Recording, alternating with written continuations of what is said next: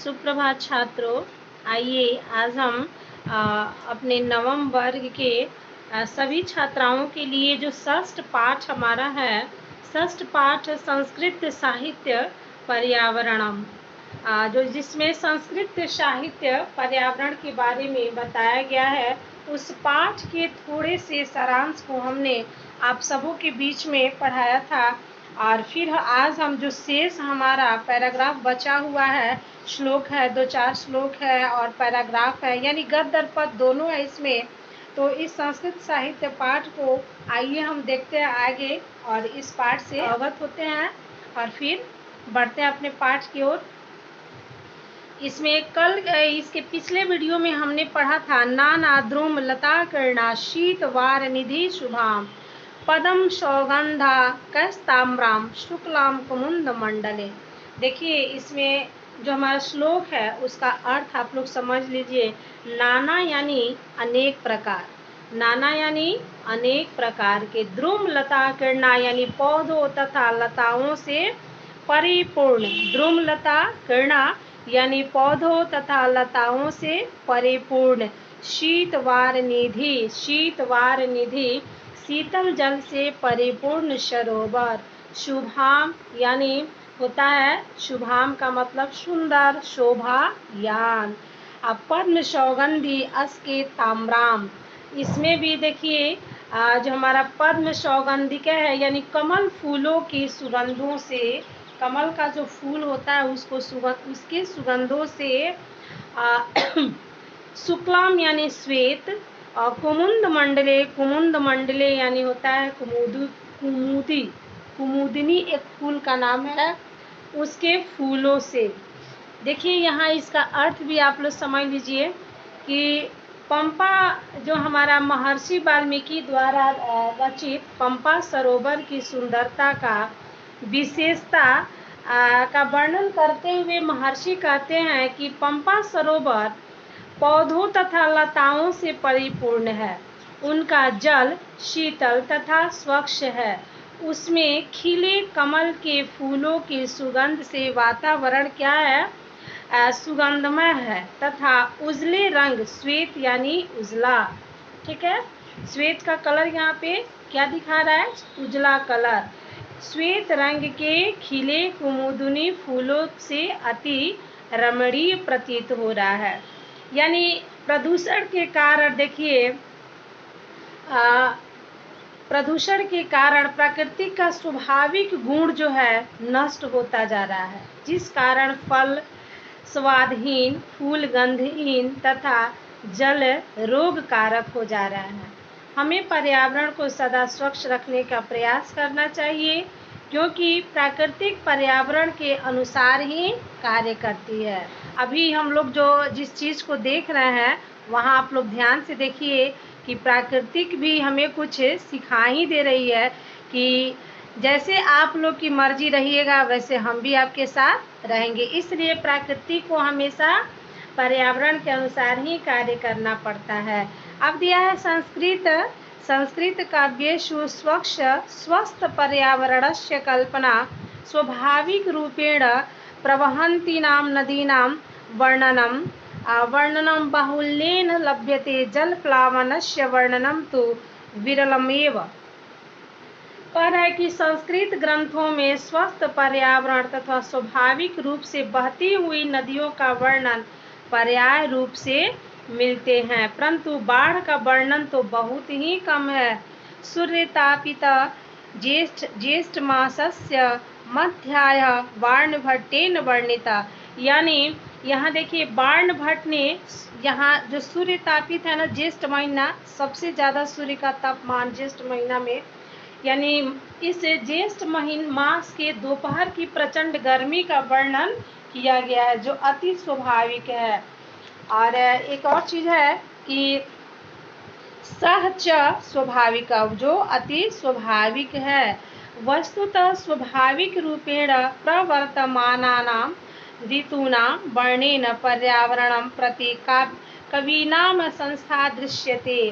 कह रहे कि विद्यमान में ऋतुओं के वर्णन से जो हमारा वस्तुतः यानी अभी जो हमारा विद्यमान है, कुछ मौजूद है, वस्तुतः ऋतुओं के वर्णन से पर्यावरण के प्रति कवियों की जो आस्था का पता चलता है। उसमें जो दिया है जो ऋतु वर्णेन पर्यावरण प्रति कवि आस्थान दृश्यते ग्रीष्मा तपेन संतप्तस्य रक्षा वृक्षा कुर्वन्ति इति प्राकृतिक वरदानम। कह रहा है कि जो ऋतुओं के पर्यावरण के प्रति कवियों की आस्था का पता चलता है। वृक्ष प्रचंड धूप से व्याकुल जीवों की रक्षा करते हैं, वो प्राकृतिक के लिए वरदान स्वरूप ही है। ठीक है। उसमें दिया है अतएव मार्गेषु वृक्षारोपणम पुण्यमिति प्रतिपादितम। कह रहा है कि ऐसे लोगों का मानना है कि देखिए, इसलिए सड़क या रास्ते के किनारे पेड़ लगाने से पुण्य होता है। क्या होता है? अतएव मार्गेषु वृक्षारोपणम पुण्यमिति प्रतिपादितम। इसलिए सड़क के किनारे पेड़ लगाने से पुण्य होता है, ऐसा लोगों का मानना है। फलवंतो वृक्षासु परोपकारिणे इति कथयति नीतिकार।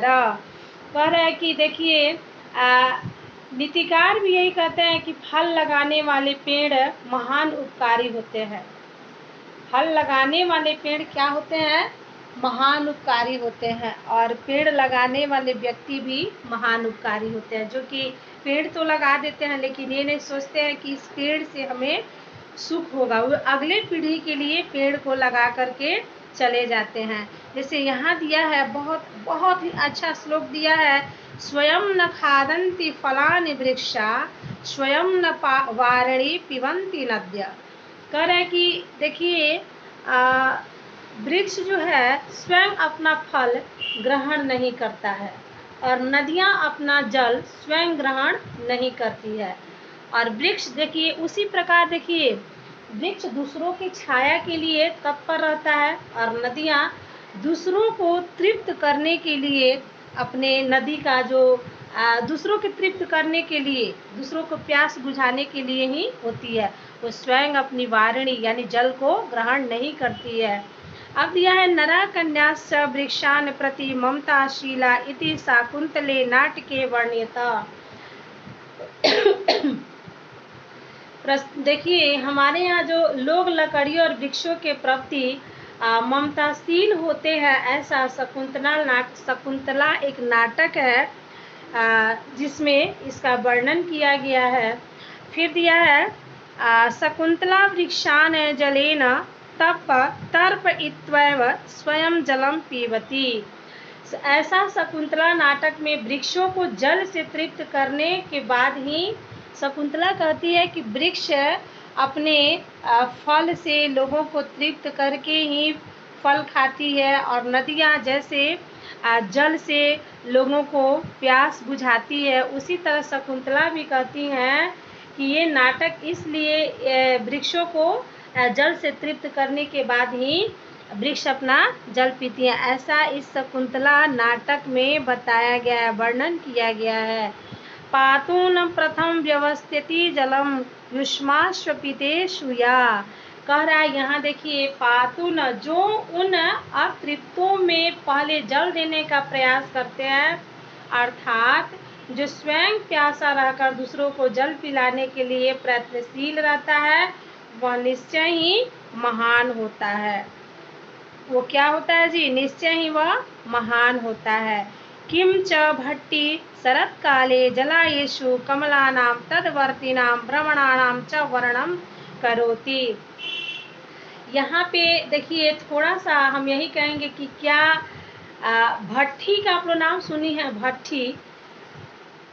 भट्टी शरद काल में जलाशयों में खिले हुए कमलों का तथा उनके आसपास मंडराते भौरों का वर्णन करते हैं। भट्टी आप लोग नाम नहीं सुनी है? ये हमारे कवि ही हैं, जैसे कालिदास हैं, उसी तरह इनका नाम भी है भट्टेन इनका नाम है। ठीक है। यहाँ देखिए, ये शब्दार्थ है, शब्दार्थ को भी आप लोग समझिएगा और इसको याद कीजिएगा। और ये देखिए संधि विच्छेद है, जो कि आपके पाठ्य पुस्तक में ही है। ये व्युत्पत्ति विग्रह पर्यावरण है, व्याकरण है, पर्यावरण नहीं है, व्याकरण है। और यहाँ जो थोड़ा सा मौखिक प्रश्न दिया है, इसको हम करा देंगे। देखिए, इसमें दिया है कि प्रकृति उपकरणानि कथम प्रकल्पितानि। प्राकृतिक का जो उपकरण है ऐसा कहा जाता है, कौन कहता है कि प्राकृतिक ईश्वर का देन है, सही बात है। तो अब हम इसको लिखेंगे प्राकृतिक उपकरणानि देव रूपाणि प्रकल्पितानि। ये सारा का सारा आपके चैप्टर में दिया हुआ है प्रश्नों का उत्तर। अब 1 नंबर हो गया ये 1 का क। अब ख में देखिए प्राकृतिक वर्णनम कुत्र आवश्यकम। प्राकृतिक का वर्णन कहाँ आवश्यक है? तो प्राकृतिक वर्णनम संस्कृत काव्येषु आवश्यकम। ग में है वाल्मीकि का सरोवर वर्णयति। वाल्मीकि किस सरोवर का वर्णन करते हैं? तो हम लोग इसको लिखेंगे वाल्मीकि पंपा सरोवरम वर्णयति। घ में दिया है ज्येष्ठ मासस्य मध्याः केन वर्णित। ज्येष्ठ मास का जो मध्या यानी दोपहर का समय है उसका वर्णन कौन कर रहा है? तो बाणभट्टेन। यहाँ हम लोग लिख देंगे उत्तर में ज्येष्ठ मासस्य मध्याय बाणभट्टेन वर्णित। अभी हम आप लोग को पढ़ाए भी थे अंग में जलाशयेषु कमलानां वर्णनम कह करोति। करे कि जलाओं में कमल का वर्णन है, इसे कौन करता है? तो तदवर्तीनानां भ्रमणाम, यानी जल में कमल है और उसके आसपास भंवरे यदि न मंडराए तो जल का और कमल का कोई महत्व नहीं रहता है। खिले हुए फूल के आसपास यदि भंवरे मंडराते हैं तो उस समय वातावरण बहुत ही अच्छा होता है। ठीक है, ये मौखिक प्रश्न था। अब हम आगे पढ़ाएंगे लिखित प्रश्नों का उत्तर बताएंगे। और देखिए आप लोग अपने से भी कुछ कीजिए, प्रश्नों को पढ़िए और समझिए, और नहीं आएगा, जब नहीं बनेगा, आपसे सॉल्व नहीं होगा तो फिर हम आपको पढ़ाएंगे। ठीक है, फिर हम मिलेंगे अगले वीडियो में, तब तक के लिए धन्यवाद। तो इस तरह से इनका भी नाटक जो है बाणभट्टेन इनका नाम है, तो उन्होंने भी यही कहा है कि शरद काल में जलाशयों में खिले हुए कमलों का तथा उनके आसपास के मंडराते भंवरों का वर्णन करते हुए कहते हैं न तज्जलम यन्न सुचारु पंकजम न तज्जलम यन्न सुचारु पंकजम न पंकजम यदली नष्ट पदम। कह रहे हैं कि यहाँ देखिए अब एक एक करके इसका हम थोड़ा सा शब्दार्थ भी बताएंगे। न का मतलब आपको जानती हैं, नहीं। तद यानी वह, इसमें कुछ ज़्यादा नहीं है। तद मानिए जल यानी जल। सुचारु पंकजम का मतलब होता है सुंदर कमल। और अलीन सट पदलम यानी भौरों से विहीन। तो जिस प्रकार देखिए जिस जल में कमल के फूल नहीं होते वह जल शोभा नहीं हो पाता, ऐसा बाणभट्ट ने अपने नाटक में बता रहा है। श्लोक के जरिए बता रहा है, श्लोक से ही हमें अवगत करा रहा है कि जिस जल में कमल के फूल नहीं होते हैं वह जल शोभा नहीं हो पाता, उसी प्रकार वह कमल भी शोभनीय नहीं होते हैं जिसके पास मंडराते हुए भंवरे नहीं होते। जल की शोभा तभी बढ़ती है जब उसमें खिले हुए कमल के फूल होते हैं। ठीक उसी प्रकार कमल की शोभा तभी बढ़ती है जब उसके आसपास भंवरे अपना गुंजार करते हैं। यानी प्राकृतिक तभी कल्याणकारी होती है जब पर्यावरण शुद्ध होता है। पर्यावरण की शुद्धता पर प्रकृति की शुद्धता निर्भर करती है और उस पर्यावरण की शुद्धता के अनुसार मनुष्य को भी अपनी शुद्धता का परियाचक मिलता है कि कितना मनुष्य पर्यावरण को शुद्ध रखता है। मनुष्य यदि स्वस्थ है तो समझिए पर्यावरण भी स्वस्थ है।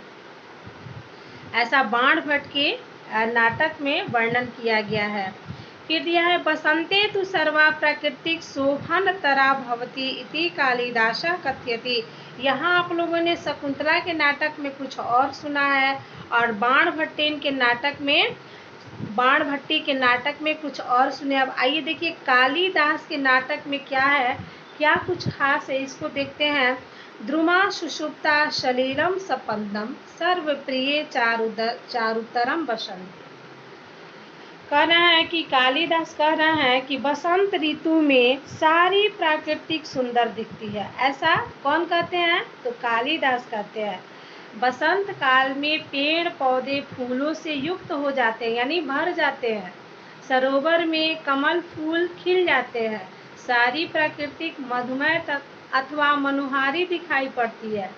कालिदास ने इसलिए ऐसा कहा है कि इस समय न तो अधिक गर्मी पड़ती है और न ही अधिक ठंडक है। इस समय पेड़ पौधे नए पत्तों तथा फल फूलों से लद जाते हैं। फलतः वातावरण मधुमय हो जाता है। और ये सारी मौसम कब होती है जी? ये बसंत काल में ही दिखाई देता है। अब यहाँ देखिए, कालिदासा पशुना स्वाभाविक कथि स्थिते निरूपणे करोति गहनता महिषा निपान सलिल श्रृंगार गय मुहुस्ताडितम छायाबद्ध कदम्बकम मृगकुलम रोमंथम भयस्तु। अब यहाँ कह रहा है कि कालिदास पशुओं की स्वाभाविकता का वर्णन करते हुए कहते हैं कि भैंस समूह तालाब के जल में डुबकी लगाए तथा सींगों से बार बार मारते जल में चलते रहे। मृग समूह कदम्ब की घनी छाया में बैठकर प्रसन्नता पूर्वक पागुर करे, जुगाली करे। यहाँ रोमंथम का मतलब जुगाली भी होता है और पागुर भी होता है। जैसे जानवर अपना मुंह चलाते हैं ना, उसको हम लोग जुगाली कहते हैं। ठीक है। तो कालिदास के अनुसार ग्रीष्म ऋतु का वर्णन इतनी सुंदर, इतनी प्राकृतिक, इतनी सुंदर सुपन्न है कि हर प्राणी अपनी अपनी परिस्थिति के अनुसार प्राकृतिक संपदाओं का आनंद ले सकते हैं। यह तभी संभव हो सकता है जब पर्यावरण का संतुलन सभी लोग बनाए रखेंगे। हमारा कर्तव्य भी यही है। देखिए, एवं प्राचीन भारतीय साहित्यकारा सर्वास्पि पर्यावरणस्य स्वस्थतां प्रति जागरूकता कुत्रापि प्रकृति असंतुलन न भवेत् इति प्रयासशीला आसान। कालिदास अभी बोले हैं ना कि कालिदास का जो साहित्य है उसमें यही बताया गया, लोगों को जागरूक किया गया है कि ग्रीष्म ऋतु का वर्णन आप अपनी अभिलाषा प्रकट करते हुए प्रकृति की इतनी सुसंपन्न बनाए रहें कि हर प्राणी अपनी अपनी परिस्थिति के अनुसार प्राकृतिक संपदाओं का इच्छानुकूल आनंद ले। यह तभी संभव हो सकता है जब पर्यावरण का संतुलन सही रहे। हमारा कर्तव्य है कि हम पर्यावरण को प्रदूषित होने से बचाएं। ये देखिए, इतना अच्छा संस्कृत साहित्य पर्यावरण के बारे में हमने पढ़ा और हम उम्मीद करते हैं कि हमारी छात्राएं भी इससे अवगत होंगी। और अब हम अपने पाठ के आगे देखते हैं क्या है। पाठ में बहुत ही रोचक बातें बताई गई हैं जो कि आप सबों को अच्छा लगा होगा।